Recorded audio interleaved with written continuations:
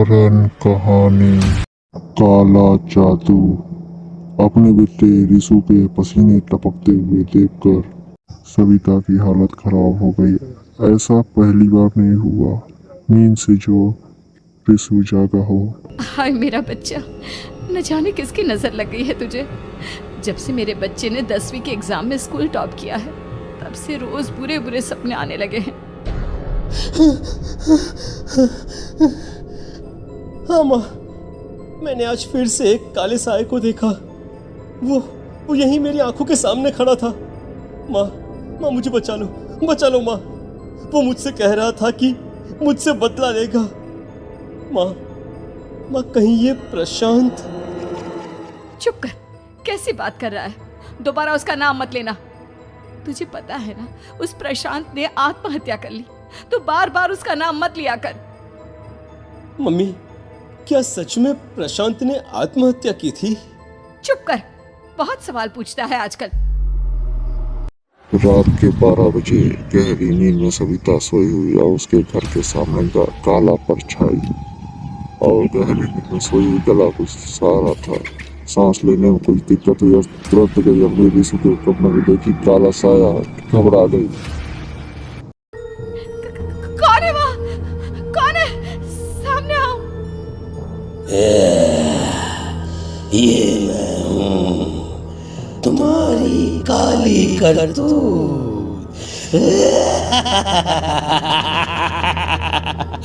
और अब मैं तुम्हारे बेटे को ले जाने आया हूँ। नहीं, मेरे बच्चे को छोड़ दो प्लीज। मेरे रिशु को कुछ मत करना। परछाई रिशु के कमरे में घुस जाती है और सविता भी दौड़ कर जाती है रिशु के कमरे में और देखती है, घबरा जाती है और देखती है हर पूरा शरीर दिख रहा था कटा फूटा, चोट लगा हुआ चेहरा। क्या चाहिए तुम्हें? तुम जो बोलोगे मैं करूंगी, लेकिन मेरे रिशु को छोड़ दो। उस परछाई ने रिशु को गर्दन पर उठा दिया और हवा में उड़ाने लगा। रिशु चिल्लाने लगा, माँ बचाओ मुझे, बचा लो माँ। ये मुझे मार डालेगा। माँ मुझे बचा लो माँ। नहीं, ऐसा मत करो। मुझे मार दो लेकिन मेरे बच्चे को छोड़ दो। मैं तुम्हारे आगे हाथ जोड़ती हूँ।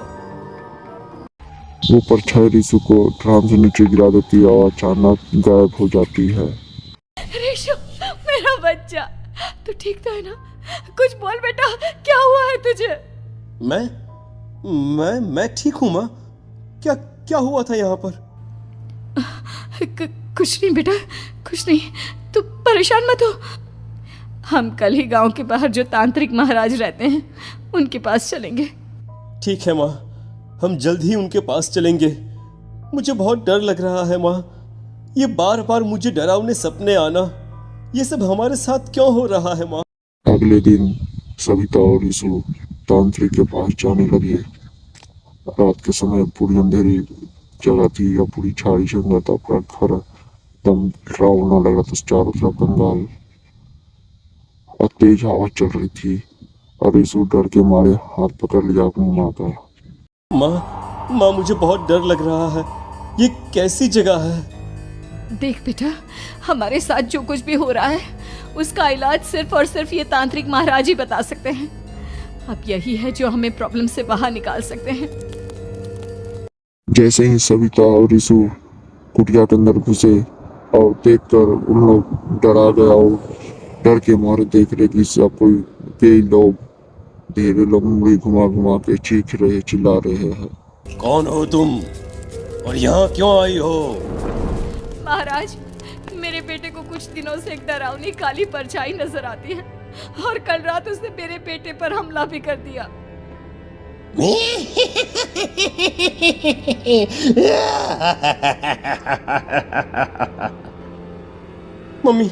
मम्मी हमें यहाँ से चलना चाहिए। ये जगह मुझे ठीक नहीं लगती। नहीं बेटा, ऐसा नहीं कहते।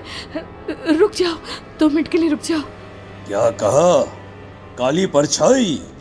तुम्हारे बेटे पर किसी काली परछाई ने हमला किया? हाँ महाराज, वो कह रही थी कि वो मेरे बेटे को कुछ कर देगी। कोई उपाय बताइए महाराज, मेरे बेटे के साथ कुछ गलत नहीं होना चाहिए। तुमने किसी दूसरे के साथ गलत किया है। तो तुम्हारे साथ भी गलत होकर ही रहेगा। तुमने किसी की जान ली है, किसी को मार डाला है तुमने। नहीं महाराज, मैंने ऐसा कुछ नहीं किया। मैंने किसी की जान नहीं ली। मुझे कोई उपाय बताइए। लगता है तुम इतनी आसानी से नहीं मानोगी। मैं तुम्हें अभी उस काली परछाई से मिलवा देता हूँ और वही सारा सच तुम्हारे सामने लेकर आएगा। हाँ? सविता और रिशु दोनों कोई डर के मारे आंखें बंद कर लिया और उनके कुटिया पे अजीबो गरीब आवाजें आने लगी। डर के मारे घबरा गए। आंखें खोलो और अपने सामने देखो। क्या यही है वो जिससे तुम कल रात को मिली थी? बताओ मुझे। हाँ, इसने कल रात मेरे बेटे के ऊपर हमला किया था। ये उसी लड़के की भटकती हुई आत्मा है जिसे कुछ दिन पहले तुमने मार डाला था। मम्मी, ये महाराज क्या कह रहे हैं? क्या सच में आपने किसी की जान ली है, किसी को मार डाला है?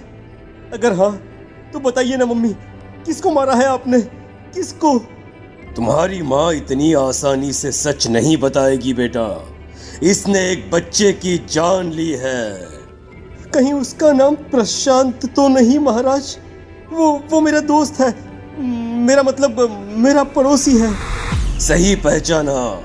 देखा सविता, तुम्हारा खुद का बेटा भी जानता है कि तुमने किसी के प्राणों की बलि चढ़ा दी और इसीलिए अब उसकी बुरी आत्मा तुम्हारे घर में भटकती है। मुझे माफ कर दीजिए महाराज, मुझसे बहुत बड़ी गलती हो गई। प्रशांत हमारे पड़ोसी का बेटा था।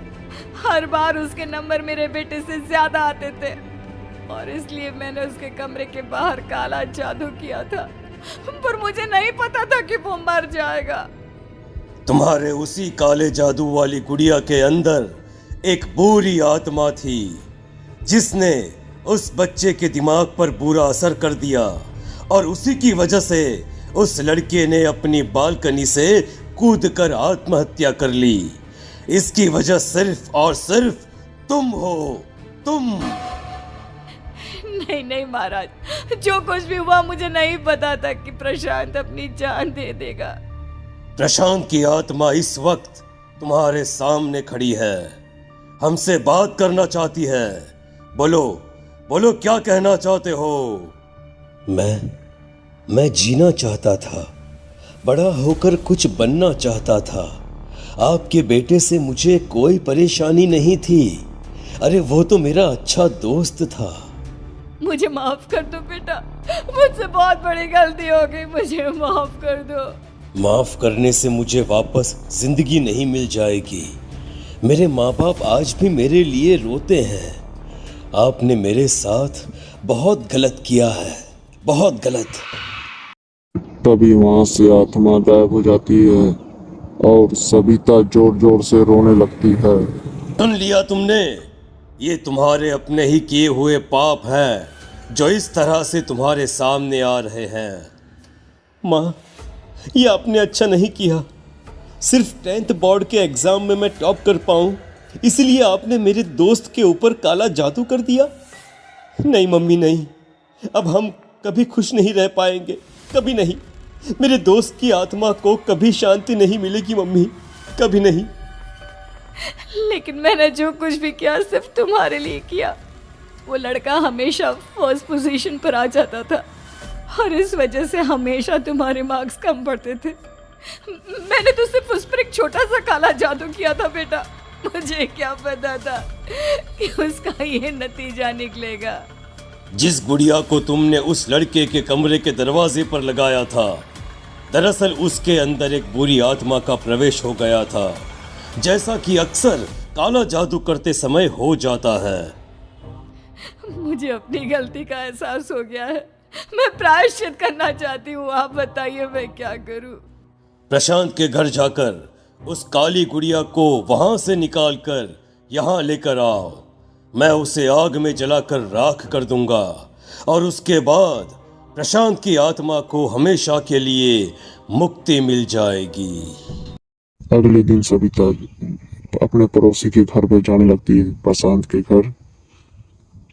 और तभी जैसे ही घर के अंदर घुसती है तो अजीबोगरीब आवाजें, हैवानियत आवाजें सुनने लगती है और वो घबरा जाती है, कान बंद कर लेती है अपने हाथों से और उसके प्रशांत के रूम पे जाती है और देखती है उस गुड़िया पे खून के धब्बे आ रहे हैं, खून चूड़े उस ये क्या हो रहा है?